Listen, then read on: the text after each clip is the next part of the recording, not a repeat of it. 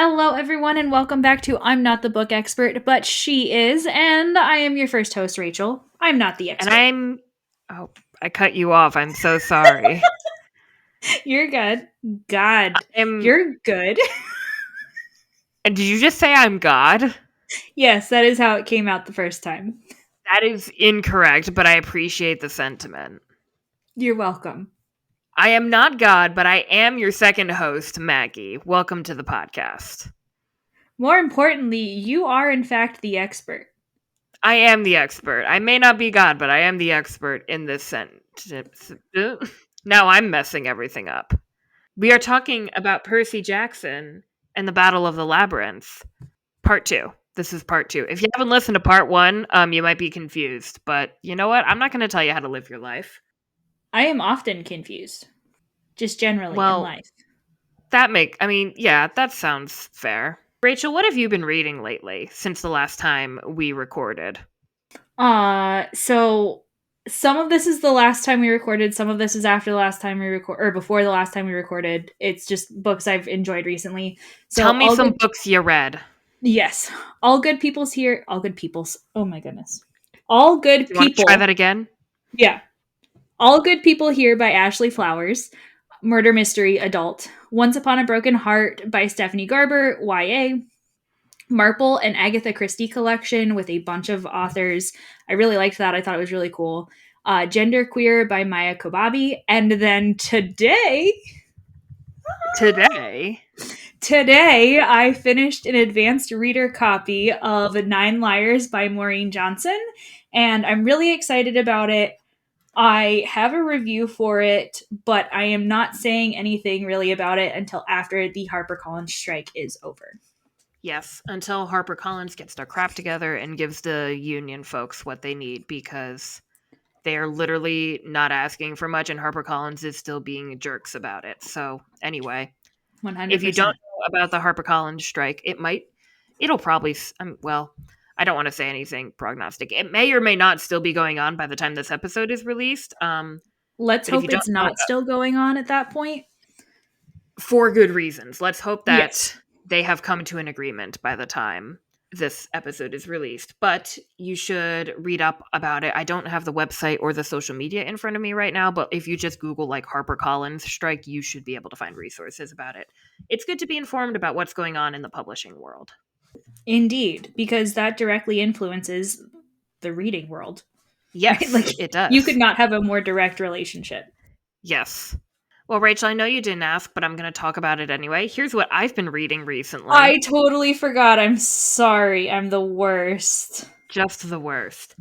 I read the Wolves of Mercy Falls trilogy by Maggie Stiefvater. So that's the 3 books are Shiver, Linger, and Forever. I like Maggie Stiefvater. These books were good. I think I probably would have liked them more if I read them when I was in the target audience for them, but I am recognizing that I am not in the target audience for them, and I think they're still good books. They were nice, like easy reads, which is something that I needed recently. I've also continued listening to the Wayward Children series by Seanan McGuire. So that's the first book is Every Heart a Doorway. Don't ask me the rest of the titles in order because I can only remember some of them. But I have read everything up until, how many books are there out right now? 7? Because the 8th book comes out in January. Correct. So I have read all 7 books, not counting like the short stories that take place in between them. I very highly recommend that series. I'm trying to get Rachel to agree to do a season on them sometime because I think we should. Do you think that's a hard sell? No, I think that would we've be a got season. a lot of other ideas. Yes, I think that would be a season though where we would alternate who was the expert, and I definitely have some where I would want to be the expert. I know you do. I call dibs on the first book. That is fine so long as I get Lundy's book and Beyond the Sugar Sky. That is fine. Okay. Glad we're in agreement. But we're in agreement for this season that may or may not ever happen. It will not be our next season. We can say that with confidence. Yes. I also read Volume 1 of Monstrous, which is a comic graphic novel series. That's by Marjorie Liu and Sana Takeda. I read I Was Born for This by Alice Oseman, and I read Legends and Lattes by Travis Baldry. I especially enjoyed I Was Born for This and Legends and Lattes, mostly for completely different reasons, but they were both like very good books, like top contenders for favorite books of the last month. So, Maggie, is there any new PJO TV news going on? There is, in fact. We have gotten a lot of casting news. So I'm going to run through that first. There are two in particular that I think we're going to pause and talk about. So let me begin with we got three pretty major characters cast. We have Jessica Parker Kennedy as Medusa, Suzanne Cryer as Echidna, and Adam Copeland as Ares. So Woot those woot. three all got announced at the same time. So we know who our like main antagonist is going to be, at least for the first season of PJO, because that's kind of the role that Ares plays, right? Or maybe, Yes, well, I was going to say, maybe that's a spoiler. If you've listened this far in the podcast, you know that already. indeed. And then a couple weeks later, at the beginning of November, we got this kind of random, out of the blue announcement that Hermes has been cast. Um, and Hermes will be played by none other than Lin-Manuel Miranda himself of Alexander Hamilton fame. And the internet had some feelings about that. I think that is an understatement. Yeah. I think this is I don't think it's overstating it to say that this is the most controversial casting aside from maybe Leah Jeffries as Annabeth, but for totally different reasons. Correct. The controversy with Leah is much more racially driven. The controversy with Leah is much more people being racist jerks. Yes, that was much nicer than And what I would say. yes, and trying to hide their racism behind book accuracy. The controversy with Lin-Manuel Miranda is more memey, I guess. Like it's more of a meme and like, well, now I know For why sure. Luke joined the dark side and all this stuff. Yes. But the one thing that I thought was interesting from that post was Hermes does not appear in The Lightning Thief. And in the post, Rick Riordan says, now you book fans might be thinking, wait a minute, Hermes doesn't appear until the second book, The Sea of Monsters. You are correct. But remember when I told you we are adding new glimpses of backstory, Easter eggs, and other nuances to enhance the narrative while remaining true to the original storyline? This is a prime example. When you see the episode in question, it will make sense why we introduced Hermes early. And if I'm allowed to theorize just a little bit, No. there was what was that? No. Do you want to run the show, Rachel? No. Okay, then I'm going to continue. There was a photo that was only up for a little bit and then I think they realized it revealed too much and then they took it down, but it showed Rick and Lin-Manuel Miranda standing on set, presumably in what looked like could be the set of the Lotus Hotel. So, and then it was quickly taken down. So I actually can't link to it anymore. I can't find it. But I think Hermes is going to show up at the Lotus Hotel. That is my theory. I don't really have much to go on other than this photo that looks like it may have been there, but it also very well could have been like the hotel that everyone is staying at while they're filming. Like, it could be nothing, it could be something. We won't know until the show comes out, basically. Which makes sense. Yes. And we have two more casting announcements. Rachel, do you want to talk about these? So the first one we have is Hades, which we all know that I love Hades. That's just a statement of fact. And that is Mm-hmm. Jay Duplass. Du- du- Duplass? I have no idea. I think it's Duplass. Duplass. I think it's We're going with it. Duplass. There was a lot of pushback on his casting. People didn't think he Really? was yes, people didn't think he was like grungy enough to be Hades or like harsh enough. Like they thought he was too attractive and too nice. Okay, here's my pushback against that. You know how they cast Henry Cavill as Geralt in The Witcher? Yes. And like he does not look like someone who would play Geralt. Like unless Yes. like aside from in costume, like I think it's the same vibe. Like almost too pretty to be like grungy character, but I think they're going to make it work. I don't think they would cast him if they didn't think they were going to make it work. Oh, for sure. I think that this is a great casting. I thought he was great. Yeah. However, the one that I am more than excited for, because I don't know what word to use instead, is for Hephaestus. And for a little bit of a reminder for everyone who maybe isn't up to date on their Greek mythology, Hephaestus is a disabled god. Right, because he was, as we find out in Battle of the Labyrinth, when we meet him, he was tossed off Mount Olympus by, I believe in Percy Jackson lore, it's Hera, but in some stories it's either Hera or Zeus, depending on who you ask. But he was chucked off a mountain and is Disabled. disabled as a result. So, in the potentially, I'm not so hot take for me, but maybe hot take for others, the best casting of the season, other than the main three, Mm-hmm. we have Timothy Odmanson, who you might know from several things, but I think one of his biggest roles is probably Psych, right? I would say so. He is Detective Lassiter on Psych and has also played several other, like, pretty, I would say, fairly major TV roles. Like, Yeah. nothing that I have watched, but like other things that I at least know about, which is saying something because I don't know a lot of TV. But I love him, and he is a disabled actor. Several years ago, he Yes. suffered from a stroke that has left him with some permanent damage, and he's been on his road to recovery with it. And he is now playing a disabled character.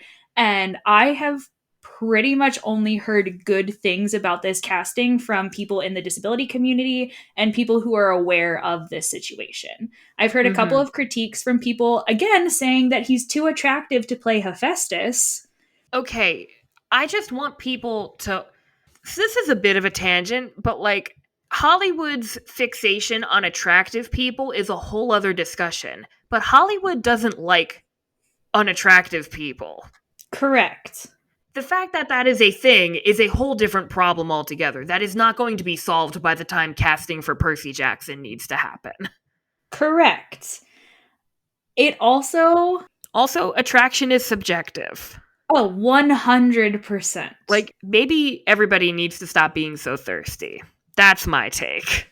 Also, my rebuttal is they are literally Greek gods. Yeah, like, even the Like, quote unquote Hephaestus is like the quote unquote, and this is a whole issue too, like ugly god. Like, that is still a Greek god.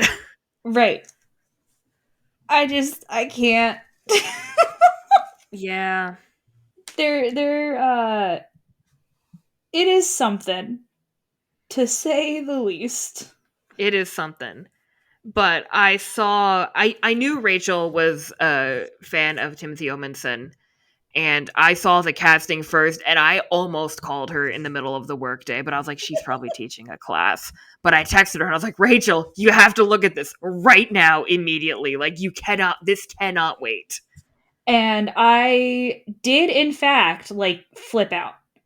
Yes. I'm so excited.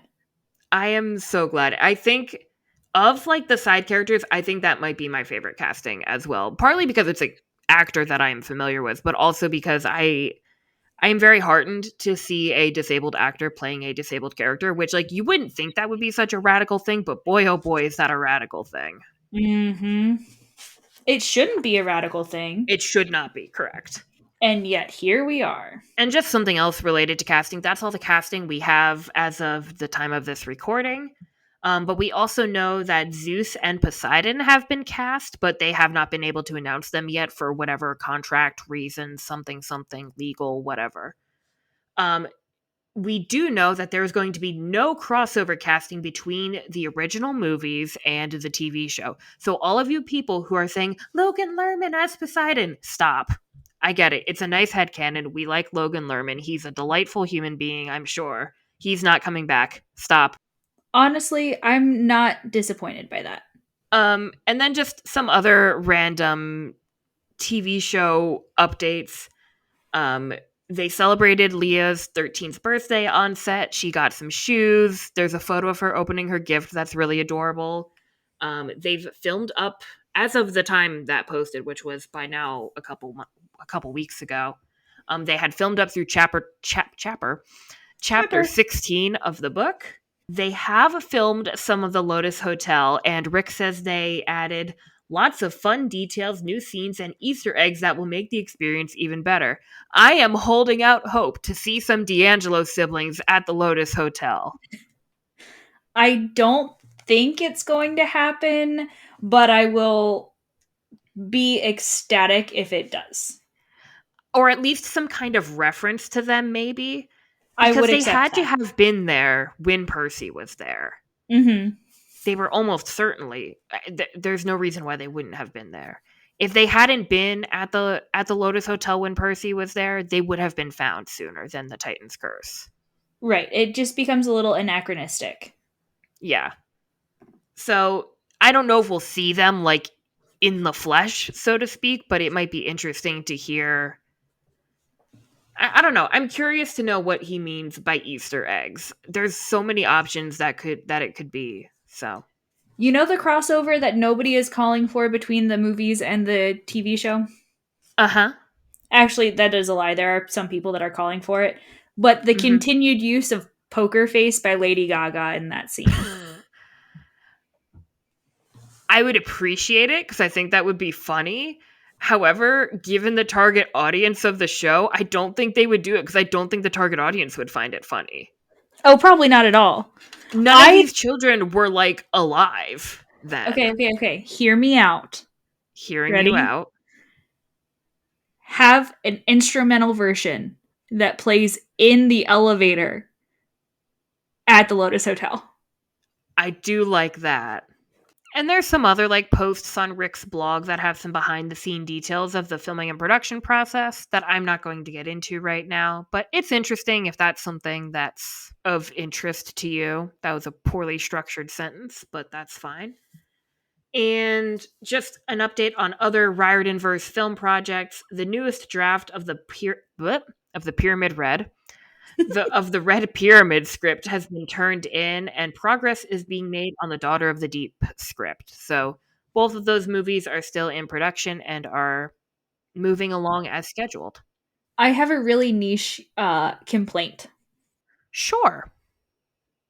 They really messed up for when the Red Pyramid should have come out.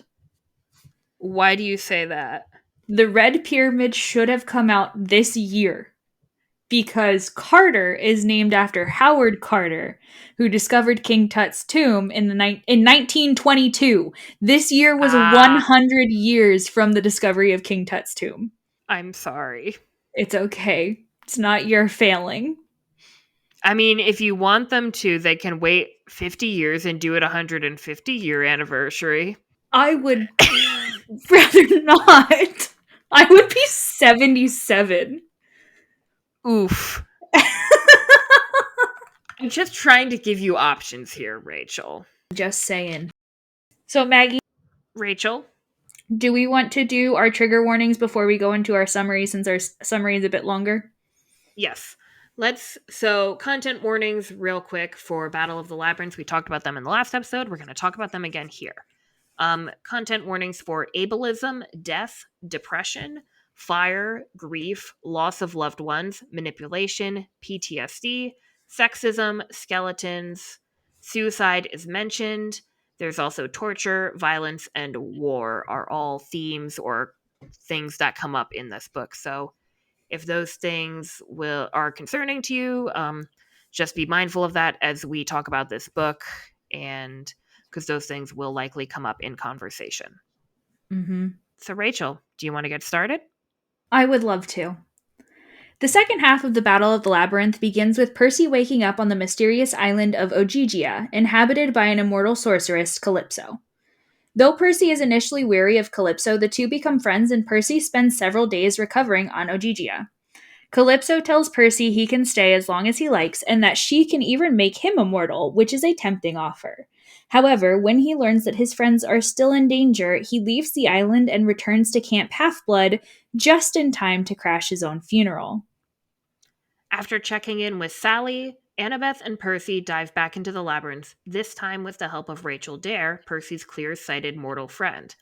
The trio is quickly captured by Luke's minions, and they're brought to an arena where Percy is forced to battle Ethan Nakamura, a rogue demigod. When Percy chooses to spare Ethan instead of kill him, he angers Antaeus, the arena's champion. Antaeus is a powerful son of Poseidon and Gaia, but Percy manages to defeat him, and the heroes, plus Ethan, escape the arena together, though Ethan parts ways with them soon after. Percy, Annabeth, and Rachel arrive at Daedalus's workshop where they find Quintus, their combat instructor. Quintus reveals himself to be Daedalus, having managed to survive for a millennia by transferring his soul from one mechanical body to another. Daedalus claims that Camp Half-Blood is a lost cause and refuses to help the heroes, but it isn't long before Luke's forces attack the workshop and Nico shows up with his ally, Minos. In the midst of the fight, Daedalus changes his mind about the heroes and helps Percy, Annabeth, Rachel, and Nico escape using the set of wings he invented. Once again, everyone enters the labyrinth. This time, they're led to Mount Osiris, where Percy witnesses Kronos awaken in Luke's body. They narrowly escape thanks to Rachel's blue hairbrush, and Nico uses his abilities to block their enemies from following them back into the labyrinth. They're reunited with Tyson and Grover, and at long last, our heroes meet the god Pan, who isn't doing so well. After speaking with everyone and giving his blessing to Grover, Pan fades away. Percy and the others return to camp where everyone is preparing for battle. The tide of the battle goes back and forth between the campers and the forces of Kronos, but ultimately Camp Half-Blood is victorious. In the aftermath, Daedalus sacrifices himself to destroy the labyrinth, and a funeral is held for the fallen demigods. Mr. D returns to camp. Grover reports to the council that Pan is dead, and the campers try to regain some sense of normalcy for the rest of their summer. The book closes with Percy celebrating his birthday back home with Sally, Paul, and Tyson. Poseidon makes a rare appearance and offers Percy a gift of a sand dollar before disappearing once again. As Percy reflects on the events of the summer, he's surprised to find Nico on the fire escape outside of his apartment. Nico starts to tell him that he's found a way to defeat Luke and Kronos, but before they can talk further, Percy invites him in for cake. They have a lot to talk about. They're just babies. They are just babies. I think the first thing I want to talk about here is let's start with Percy and Annabeth's relationships. Or, nope, Percy and Annabeth's relationship. There we go. Singular. Yes. They're still going through it. They've got a lot going on here. There was that whole kiss at the volcano, and then they're separated, and Percy ends up with Calypso, and Calypso clearly has a crush on him, and Percy's just very oblivious to this whole thing. He's like, well, she's pretty, but it's a whole mess. There's a love quadrangle going on here. Yes. But one of the things that we notice is Percy, even in his sort of exile on Ogygia, he is still thinking about Annabeth. He's looking up at the sky and seeing the constellations and remembering all the ones that Annabeth taught him about, and seeing the one that Zoe became at the end of the Titan's Curse. And you good there, Rachel? Yeah. I'm sorry. It's fine. Are we gonna cry? Always. Okay. And when they go to see Sally in New York City before they go to meet Rachel, not podcast Rachel Not Dare. me. Not me. Yeah, didn't you know podcast Rachel is in this book? You can't see Rachel, but she just did a little hair flip on both sides. Yes, I did. I actually really like Rachel, which is kind of a hot take in the It Percy is such a Jackson hot take. community. People really hate Rachel. We are going to have a talk about Rachel because I also really like Rachel, but a lot of people really hate her. A lot It's of not as people. bad. Go Go ahead. ahead. No, you go ahead. No, I was going to say it's not as bad as it used to be, but a lot of people hated Rachel like when Percy Jackson was first coming out. It was actually pretty toxic sometimes. A lot of people just hate Rachel because they see her as a threat to Annabeth. Like they think that that Percy's going to fall in love with Rachel. And like if Yeah. that's what Rick wanted to do, then he could have done it cuz he is the author of this series. Yes. Correct. So it doesn't really matter what anyone else thinks. People have problems. But anyway, before they go to meet Rachel Dare, they stop by the apartment and see Sally. And one of the first things Sally says is like, "Have you two been fighting?" And like Sally knows that everything is off, and like Percy knows that everything is off. He just doesn't know why. Our boy's a bit thick. Yeah, I mean, he knows like Annabeth isn't happy about like going to meet this Rachel person, but they know they need her because she can see through the mist, and that's what they need to navigate the labyrinth. So Mhm. Annabeth knows it's necessary, but she's clearly not happy about it. And Percy's like, I don't know what's going on, but I know the vibes are bad. Yeah, and that just kind of continues through this half of the book. And like towards the end, after the battle, like things are still kind of awkward between them. One of the things I really wanted to say was at the end of the book, Hera appears to them and tries to offer like some weird life lesson thing. We hate Hera. Hera is awful. Dislike, no thank you. And she kind of says something to Annabeth, and Annabeth doesn't like it. And in Percy's mind, Percy narrates, Annabeth looked just the way she had when she'd faced the Sphinx, like she wasn't going to accept an easy answer even if it got her in serious trouble. I realized that was one of the things I liked best about Annabeth. And then Annabeth tells off Hera, and Hera gets pissed. Yeah, Hera's full of herself, and I would rather eat gluten than be in a room with her. Yes, that's fair. And for those of you who don't understand why that is a major thing, I have celiac disease and therefore cannot eat gluten without getting severely ill. Mm-hmm. Oh, eat gluten while in a room with Hera and then like projectile vomit on her. There you go. Problem solved. Perfect. This is a terrible hypothetical, but it's fine. It's a good hypothetical. But that's really all. I mean, I think I've talked at length about how I feel about Percy and Annabeth in this book. How they're just kind of like things are awkward, things are tense, but they're always still there for each other. I don't think I need to Mhm. repeat myself I would again. agree But with that. did you have anything you wanted to say about their relationship specifically? Annabeth was super pissed off when Percy crashed his own funeral. Yes. I love it. She yelled at him like, "Where have you been?" Right. It's like one of the Where few have lines. you been? Exactly. It's one of the few lines in the books that's in all capital letters. Hmm. I just love them. They're cute. I do too. They are very cute. Speaking of Annabeth and Rachel, though, she is like I think people tend to gloss over this, but Annabeth and Rachel do connect on some level. Like they Hmm. have a lot in common, and not just the fact that they're both interested in Percy. Like Correct. when Rachel mentions right as they're entering the labyrinth, I think either Annabeth or Percy's like, "Don't you need to like tell your parents like that you're going to be gone, or like aren't they going to worry?" And Rachel's like, "They're not going to give two rips about what happens to me." And I think that Hmm. helps Annabeth soften a little bit because if there's one thing Annabeth understands, it's issues with parents. Oh, for sure. So I think that kind of brings Annabeth around a little bit. And then later on, Percy mentions that the two of them are talking about art and architecture because those are both like their interests. And, they're both like near New York City. So they have a lot to talk about with that. So, like, they do get along. I think it's just more of Annabeth is in this weird place with Percy. And she's feeling kind of insecure, I think, especially after what happened at Mount St. Helens, right? Mm-hmm. And she's like, I did this thing and we're not talking about it. Did I do something wrong? Like, I think Annabeth is feeling a little bit insecure about her relationship, and she's a little bit more vulnerable to. Here's what I would say.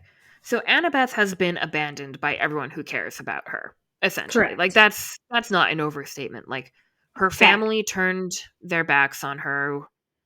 Like her dad basically abandoned her to remarry this mortal woman, or not remarry, I guess remarry.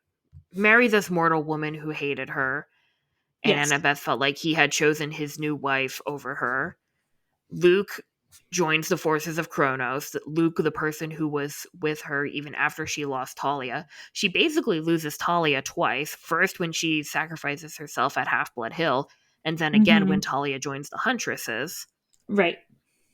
And now first of all, she almost lost Percy. Like, she thought Percy was dead.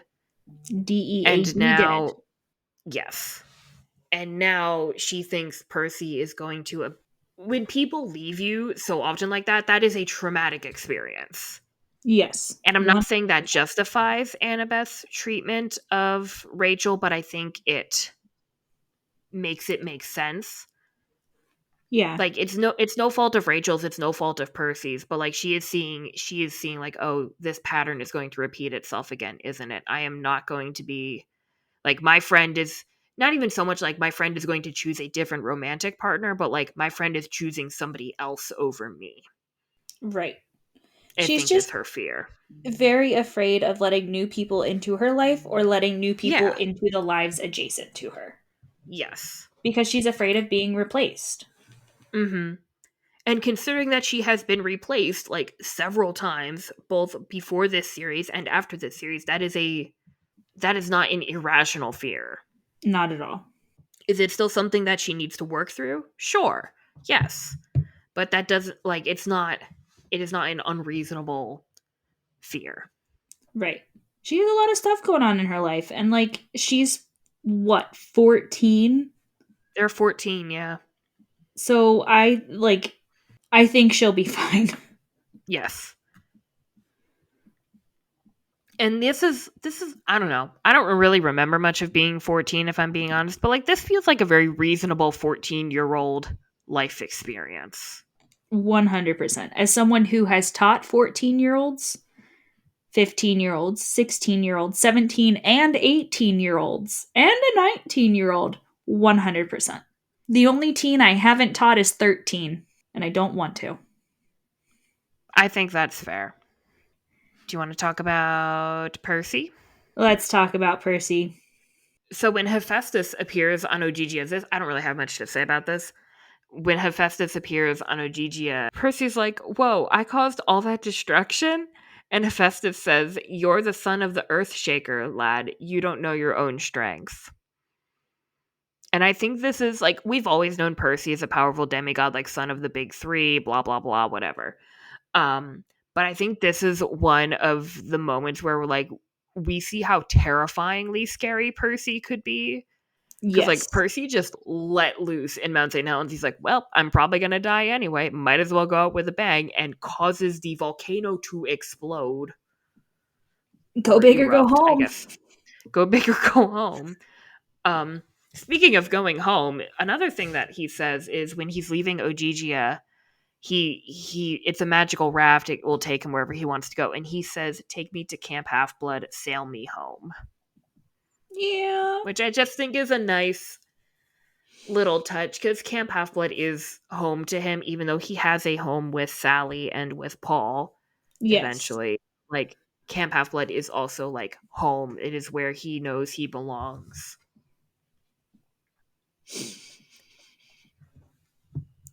Um, you good there? Yeah.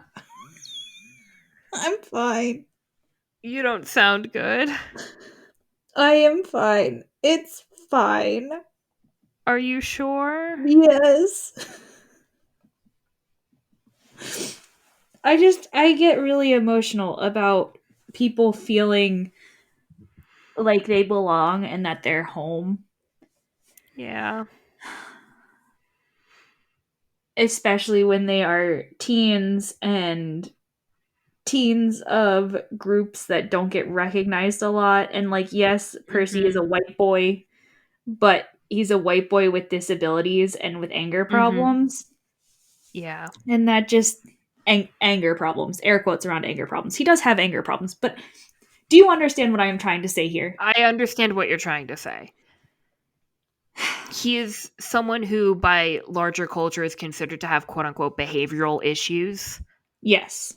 and because of that, has often been ostracized by his peers. Yes, even though he really hasn't done a whole lot wrong. Right. Percy also, we know that Percy has a big heart.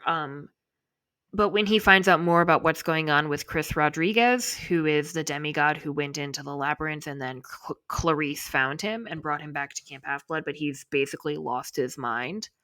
Mm-hmm.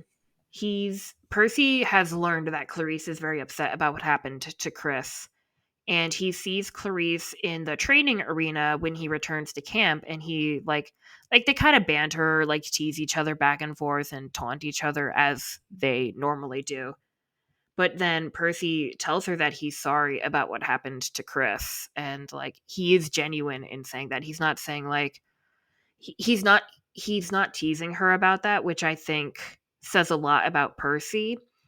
And I think it says a lot about Clarice too, that she doesn't deflect with like anger or insults Mm-hmm. or trying to be like, why do you think I care? Like she doesn't deflect the comment, even though she doesn't say like, yeah, it's whatever. Like she doesn't really accept it, but she doesn't really like shrug it off either.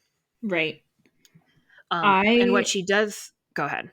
This is just when I started liking Clarice. Hmm. I think she has grown a lot between like when we saw her last in Sea of Monsters and now for sure. Mm-hmm. And when Percy apologizes, Clarice says, yeah, well, sometimes things go wrong. Heroes get hurt, they die, and the monsters just keep coming back. Which is like that line hits hard. Okay, so I have to confess something to the podcast as we move on to our next character. I put Grover and Tyson on this list and wrote basically no notes for either of them. And I feel a little bit bad about that because they both play a very important role in this part of the story. I just didn't have any notes about that. It is an important role, but it is kind of a small role. Yeah, it's vital, but it only really is like a chapter or two. Right. Because Which, they go off on their own. so yeah, we're all reunited with Tyson and Grover, and it's the gang's all here. And that's when they go and find Pan, and all that stuff goes down.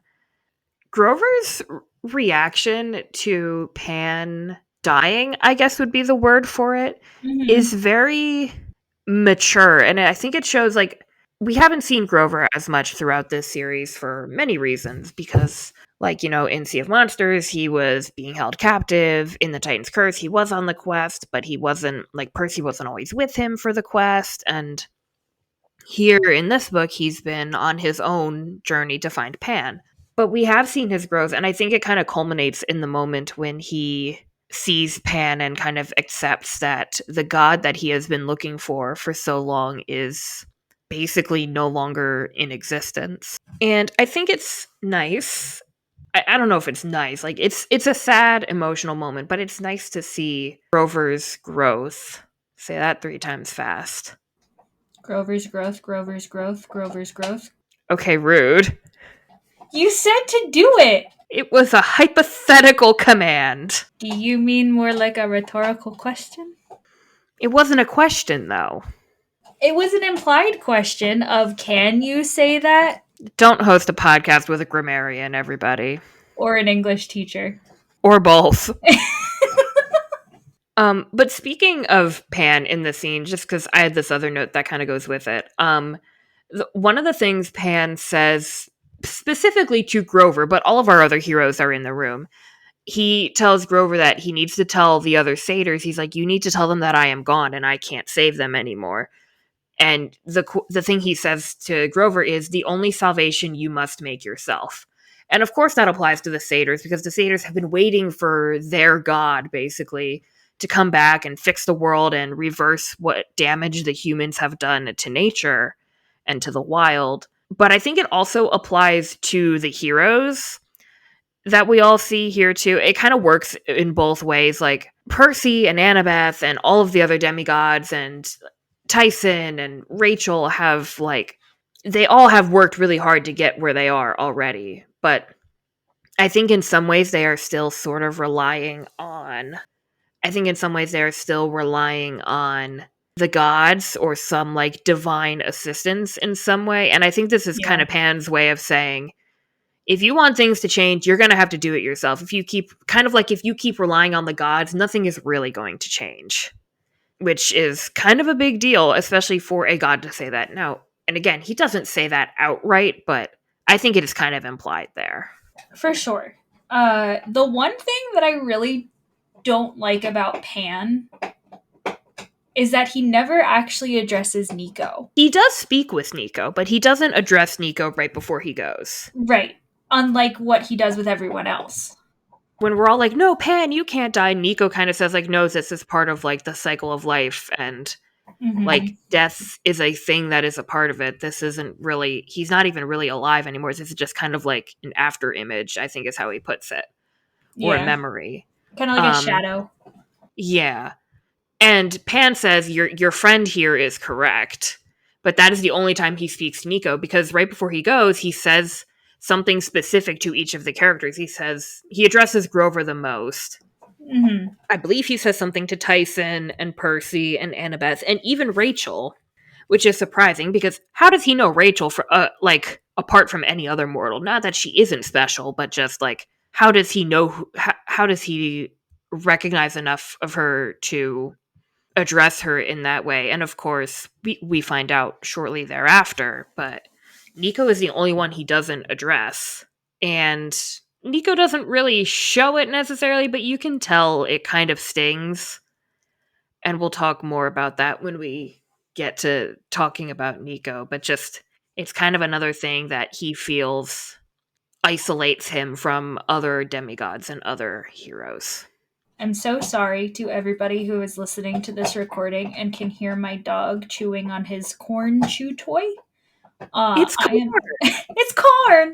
I am on dog duty tonight, and tonight was the only time we could make a recording happen, so it's how it happens. It's how it happens. Okay, let's talk about Tyson. Tyson! I did have one note for Tyson. I'm retconning my previous statement. I do have one note for Tyson, because Briareus comes to Camp Half-Blood to fight, and we find out that Tyson is the one who inspired him to, like, actually come back and fight and not just give up and be dejected about being the last of his kind. And that's just a really sweet moment. And you can tell Tyson is really touched, like, hearing that, because this is his hero, basically. Like, other than, I would say, aside from Percy, this is the person who Tyson looks up to the most. 100%. So, like, it gives me happy, good feelings. But Tyson, we know how I feel about Tyson. I love Tyson. I know you do. And I still love Tyson as of this book. Mm-hmm. He's so brave. He really is. They are all so brave, but Tyson is so brave. I just want to talk about Rachel really quick. We kind of already talked about her a little bit, but I had another point that I wanted to mention about her. Yeah. So Quintus says to her, when they kind of first meet for the first time, Quintus, who we know is Daedalus, he says, "You have clear vision, don't you? You remind me of another mortal girl I once knew, another princess who came to grief." And this is the first time that line really stuck out to me in all of my rereads of Percy Jackson. Mm-hmm. I think it's interesting that he compares Rachel to Ariadne, right? Mm-hmm. Because Rachel is, in a sense, a princess, right? We find out that her father is a gajillionaire. You know how I said death to Jeff Bezos earlier? If Jeff Bezos was like a thing that we hated back when this book was written, that's who this man would be. He's a land developer and he's destroyed a lot of Yeah. nature and like, yes, or like an Elon Musk type, maybe not Yeah. quite as eccentric, but like about as much of a jerk. Yeah. Think of any major CEO Mm-hmm. who pays zero attention to his family Yes. and like will just put his child in a boarding school. Mm-hmm. And gives no thought to the welfare of other people outside of himself. Correct. I'm Just kind sure of you can think of someone who fits that bill. throws money at problems. Yeah. And usually makes them go away somehow. Go away. Yes. And by go away, we mean makes it somebody else's problem. Yes, or makes somebody else dead. Yes. It's great living in America. It's peachy. Just Anyway, peachy. all that to say, I think it's a nice touch that Rachel plays the role of the princess here. I just think it's a nice little analogy that works both in the sense that Rachel and Ariadne have clear sight in the Percy Jackson universe, but also that they are this wealthy and privileged and in some ways powerful figure Mm-hmm. who gets to play a role in the narrative and kind of in some ways I can't speak as much for Ariadne, but like in some ways gets to redeem the story of her family Yep. and use the power that she has to help the heroes in their quest. But let's be real, not that Theseus was all that worth helping. Theseus goes on the same level as like Odysseus. I think Theseus is a little worse. I don't disagree, but I also think I dislike Odysseus more than you do. I feel like I dislike Odysseus a lot.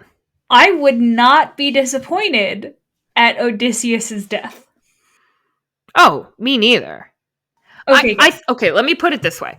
I find Odysseus a more interesting character. I don't think he's That a is better fair. person. That is fair. I just find Odysseus like slightly more interesting and thereby slightly more tolerable than Theseus. I'm also very protective of Penelope. So like Valid. Rachel, I know how you feel about Penelope, don't worry. Penelope deserves better. She does. She really does. Anyway, do you have anything else, Rachel? Do you have anything else to say about Rachel? I've always really liked Rachel, and not just because we share a name. Justice for Rachel. Justice for Rachel. Not that Rachel really needs justice in like the story world. I just mean like justice from the fans who all Yeah, because they're like, all mean to her. there's a lot of people who are really mean about Rachel on the internet. And I was like, guys, she's not a real person. Like, Right. please focus your attention on things that are like actual issues in the world. Now we're going to talk about Rachel's other favorite character. I feel like everyone is Rachel's favorite character. That's not true. My absolute favorite character, excluding Percy, is Nico. Is Nico. Actually, Nico. it might be Nico even with Percy in there, because I have 2 pictures of Nico on my computer and 0 pictures of Percy. Seaweed Brain is disappointed. I think he'll get over it. Let's be real. If there was a child of the big 3 who would be my duckling, not by their own choosing, it would be Nico. Yeah. By their own choosing, where I would be super confused, it would be Percy. Mm-hmm. Talia would just get dragged along. But Nico fits into the Venn diagram of my students. And if you are my student and my duckling, you know what that Venn diagram is. So I'm not going to specify what it is. If you know, you know. If you don't know, don't worry about it. Right. Don't ask. It's fine. But Nico is probably my favorite. Yes. And he's so good in this book. Like, I think this is really... I mean, to be fair, we didn't see much of Nico in The Titan's Curse. But I also think, like, this is really, like, his book in a way. and how much Nico goes through in this story. Um, his character growth isn't really the focus of Battle of the Labyrinth. Like, he's a side character just like Annabeth or Grover or Tyson or Rachel. Like, Percy is the star of the show. We all know this. Mm-hmm. But Nico's growth really does exist in this book, and we see it a lot, as I mentioned earlier, in the encounter with Pan. When Nico found out Bianca died at the end of the Titan's Curse, he was understandably very distraught and angry with Percy, and or acted angry with Percy. And then when he confronts Bianca, Bianca's like, "You're not angry with Percy, you're angry with me. And you need to stop taking out your anger on someone who is innocent. I made my choices and I'm sorry that I couldn't be there for you, but this is how it is." And even in that conversation with Bianca that happened earlier, Nico is still very upset and still kind of angry. And again, that's very understandable. But by the time they all meet Pan, Nico has kind of accepted death as a part of life. Not that it's something that you look forward to or something that you desire to happen, Mm-hmm. but he does kind of act like this is what things happen, and this is how things happen, and that's just, you have to find a way to live with it. You can't change it by being angry about it. Correct.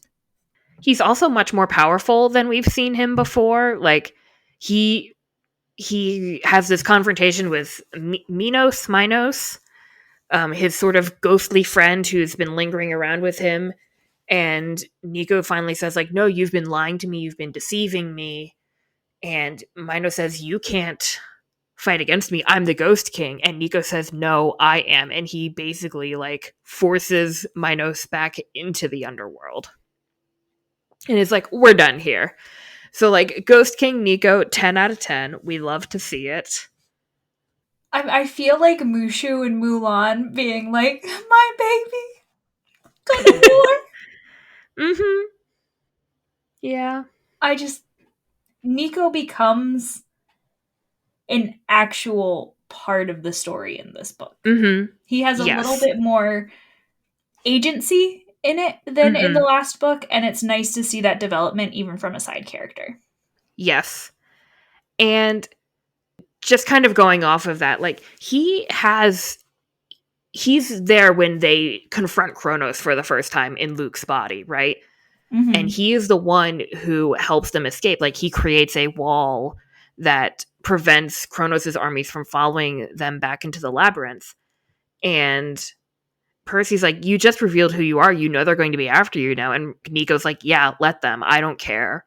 They can come after me all they want." And I think in that moment, that's when Nico has decided these are the people he's fighting alongside, even if, he's been mistreated by the gods, he's been mistreated by his fellow demigods, even by Percy to some extent. I'm going to call Percy out a little bit here. I don't think Percy intended to hurt Nico, but he still is kind of a part of how Nico has been hurt, and I would argue maybe even traumatized by Mm-hmm. the people who have been supposed to care for him.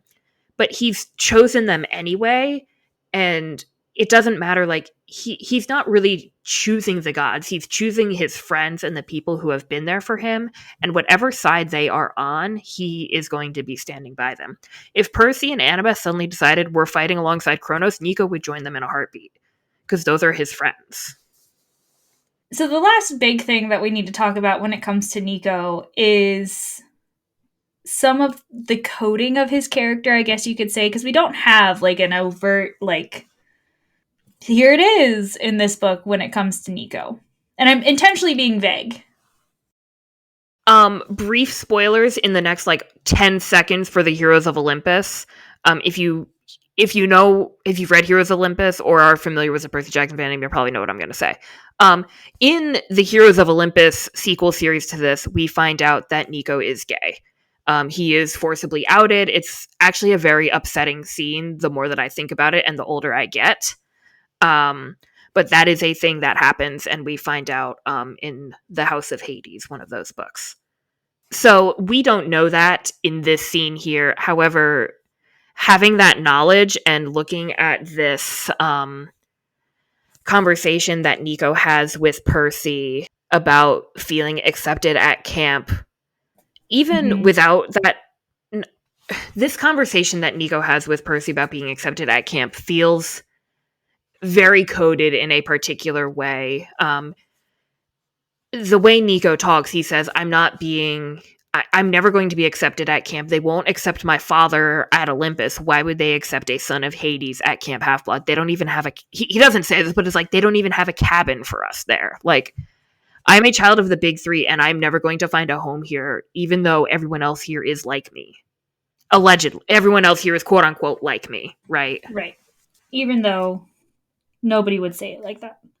Yes. Justice for Nico, man.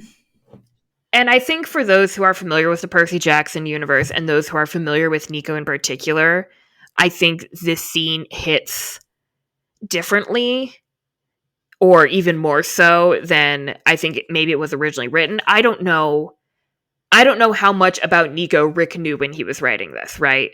Like, sometimes you don't learn things about your character until later on in the writing process. Right. But it's definitely here. It feels very here in this scene in particular. Can I... Oh, sorry. Go ahead. No, keep going. I was just going to say, I'm being vague on purpose.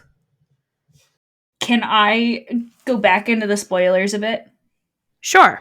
So... Spoilers again. Yeah, spoilers. Alert, spoilers. Skip ahead if you need to. So Nico is gay, and Nico is getting his own book coming out, right? The Sun and the Star, and it's about him and another character. And right. His boyfriend. We can say that. Yes, his boyfriend. We love him. Technically, his glow-in-the-dark boyfriend. Whenever people say that, that is a thing that is really said in the books. Right. But whenever people say that, I just think of Despicable Me when Gru cracks the minion and shakes it like a glow stick. That is not the image I thought you were going to conjure, but it is very funny. But what I was going to say is that Marco Shiro was approached by Rick Riordan to help him write the Nico book. And one of the reasons was that Rick wanted an author who is queer to write a queer character. Right. And I think that shows a lot of genuineness on Rick's part of wanting to do well by the fans and do what is right. Yeah. I strongly agree. I'm also going to add, the bar is on the floor, but the fact that he still, exceeded the bar is worth mentioning. 100%. Just as much as we talk about authors doing things wrong and writing characters wrong and not doing their research or not having sensitivity readers, I think we should also celebrate when authors do things right. Especially when, I don't want to say especially when, but particularly when it's an author who could probably quote unquote get away with doing it wrong. Someone like Rick Riordan, he's got enough fame, he's got enough fans, he could easily just be like, yeah, I'll just do it myself. They don't care. And if people do care, who cares? Forget them. But he actually said, the fact that he's willing to find someone else to do the work, I think is very notable. Rachel, do you have anything else to say about Nico? I love him. He's the baby. He is a baby. He is just a baby. What about Daedalus? What do we have to say about Daedalus? First half of the book, hate him. By the end of the book, I love him. And by the time he is dying, I am sobbing. Yes. I would actually say right up until he, returns to Camp Half-Blood for the final battle, I hate him. I like him when we're in the workshop and he starts fighting with the gang. Okay, that's fair. I kind of forgot that was a thing that existed, even though we talked about it. But that's when I kind of like him. I'm not, upset yet, but when he voluntarily, is I'm going to make sure that they cannot get in this way, right? That's when it gets to me. Yeah, because the Labyrinth is tied to Daedalus's life force, so Daedalus realizes that if they want to prevent Kronos' army from ever using the Labyrinth to get into Camp Half-Blood again. The Labyrinth needs to be destroyed, and the best way to do that is for Daedalus to pass on finally to the underworld. Mm-hmm. And that is what happens. Like, he sacrifices his life in order to make that happen, which is, honestly, that's huge. So far, I would argue that the only, like, good adults we've seen in the story are, like, regular mortals, like Percy's mom, Sally, and, like, Paul to some extent. And, like, maybe Chiron, I guess he might count even though he's immortal. But, like, most of the adults we've seen in these books are kind of crappy. Let's be real. Yeah. They are at best questionable and at worst, like, garbage. Many tortilla slaps. All the tortilla slaps. But Daedalus, he's kind of one of the first mythical characters, legendary characters, I guess I would say, I think that's who fair. really kind of steps up. Mm-hmm. I think he's one of the first that we see really take responsibility. Not that characters like Chiron are irresponsible, but I think sometimes I'll just use Chiron as the example because he's at the forefront of my mind. He's a good character, and he does his best by his campers, I think, as he can. But he still, I think, sometimes fails in his duty to protect them. I think that's fair. And so does Daedalus. But I think he also recognizes he can do something big here that will protect the heroes who have come after him, even if he thinks they might be a lost cause. He's decided, but it's still worth fighting for, even if our chances aren't great. Agreed. And he does that for them. And he takes responsibility for, if I hadn't been so prideful, if I hadn't been so afraid of death, like, this wouldn't have happened. Mm-hmm. I don't know. It's a really nice ending for him. I think by the end of the book, he shows a true child of Athena-esque vibe to him. Yes. Because what is it that Annabeth says to him? We're not supposed to be just clever, we're supposed to be wise. I think this is finally wisdom coming through. Seeing him make changes in his life and be better. Yes. Speaking of characters changing and being better, Dionysus also kind of changes by the end of this book. Yes. Like, we don't see a ton of him because he's been off doing some Olympian duties, but Mm-hmm. he comes back to camp at the end of the book and he heals Chris Rodriguez, the camper who went mad in the Labyrinth, because Dionysus, or Mr. D's specialty is in madness, or mental illness, I think would be another way you could put it. And Percy's like, what'd you do that for? And Dionysus is like, I don't know, maybe I was just being nice, okay? Dionysus gets very defensive. He does get very defensive, and I think it's perfect. But, like, remember how Hephaestus was saying, Hephaestus earlier said the gods can change, and he's the first god to really say that, even though he's saying it in a negative way of, like, yeah, the gods can change. They can change their mind about how they feel about you and throw you off a mountain. Yep. But here, Dionysus is really the first god I think we do see change. I for sure agree. And in a positive way, no less. So I just like, it's a really nice touch. And I'm glad that Chris is better, and I'm glad he and Clarice are happy. As much as Clarice is ever happy, I think. Yes. And this might be a hot take, might not be a hot take. You can tell me because you've been in the fandom longer. Or maybe it's just an idea that's never crossed anyone's mind before. But I think part of the reason Dionysus decided to help Chris was because he lost his son. Oh, yeah, definitely. Okay. Glad we're on the same page there. Mm-hmm.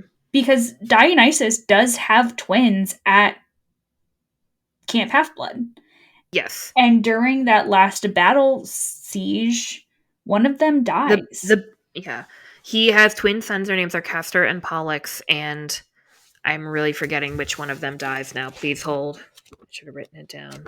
I think it's Castor. I think it is too. Oh, wait. Yeah, Castor is the twin who dies, and Pollux is still alive. And when they have the funeral after the Battle of the Labyrinth, well, first of all, Percy says that night was the first time I actually saw camp burial shrouds used on bodies, and it is not something I wanted to see again. The head counselor from the Apollo cabin, Lee Fletcher, died in the battle, and Castor dies. His brother Pollux tries to say something about him at the funeral, and he just can't. And there's a couple other unnamed demigods who also lose their lives in the battle, but those are the two that really that Percy mentions by name. Are you okay? They're just babies. They are. I know earlier in the recording I said that I would have stuff to say about the funerals. And like I still do, but at the same time it's like it just hurts so much. It hurts because I think this is, aside from Bianca and Zoe dying in the last book, like Bianca, we think, well, she made her choice and it's unfortunate, but it's kind of a fluke. Zoe is upsetting, but you know, she's lived a good long life. She died a hero. She knew going into this mission that she was probably going to die. But then like you get to this battle and it's like these demigods did not choose this life. They didn't choose, they are just trying to live their lives out in peace at the only place that is really safe for them. And yet because of the mistakes of their parents, they've had this responsibility they didn't want thrust upon them, and they lose their lives because of it. And they're just kids. Seriously, like they are, I mean, anywhere from like 7 to maybe 21 if they're a head counselor and they've been there for a while. I like to think that the smallest of the demigods were kept out of the battle. I mean, I yes. But Percy mentions that Castor was 17. Lee Fletcher is probably around that age, if not slightly older. Luke is probably like Luke was 19 to 21 ish. Luke was 19 in book 1, wasn't he? Okay. Maybe. I don't actually know. For some reason that's in my head, so I'm gonna go with it.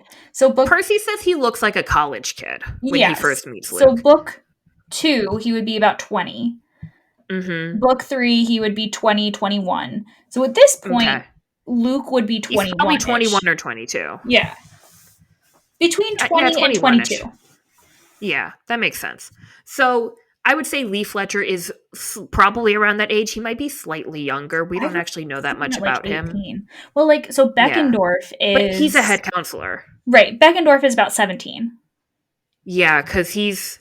No. Yes. Beckendorf is... Oh, no, in this book, he's 17. You're right, you're right. Because in the next book, he's like 18 because he's getting ready to go to college in the fall.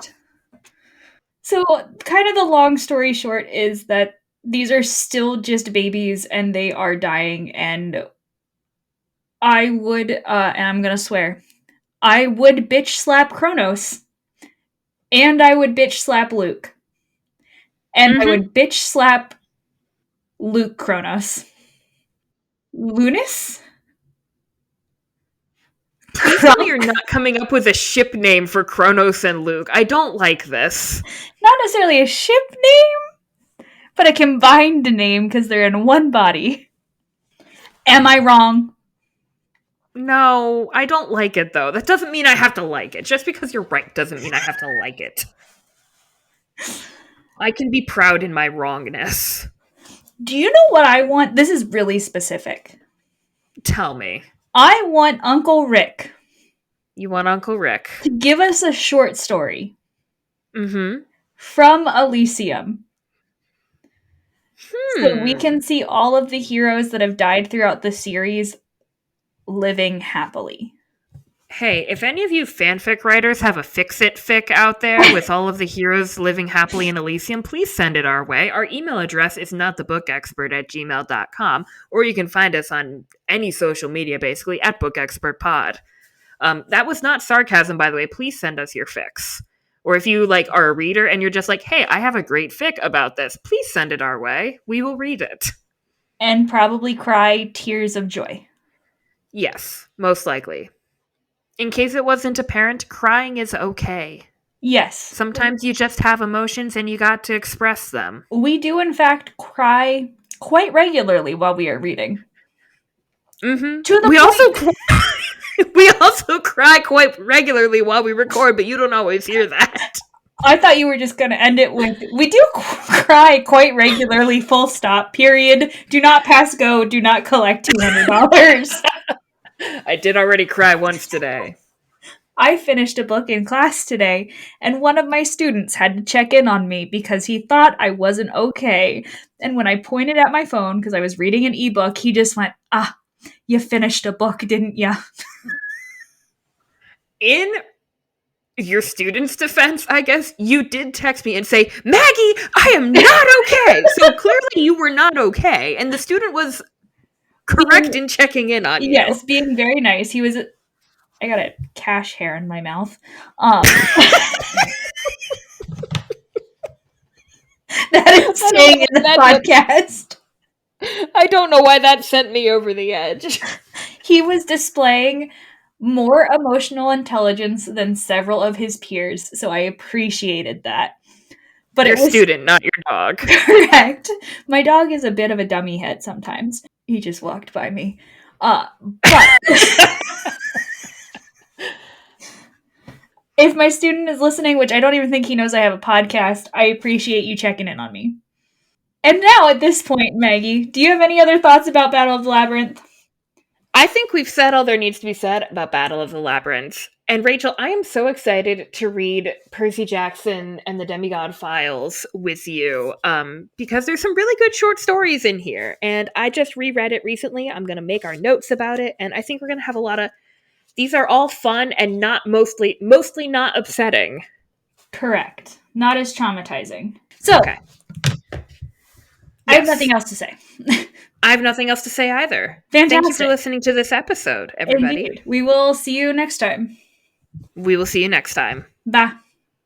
Thanks for listening to this episode of I'm Not the Book Expert, but She Is. You can find us online at bookexpertpod.wordpress.com or follow us on Twitter, Instagram, and TikTok at bookexpertpod.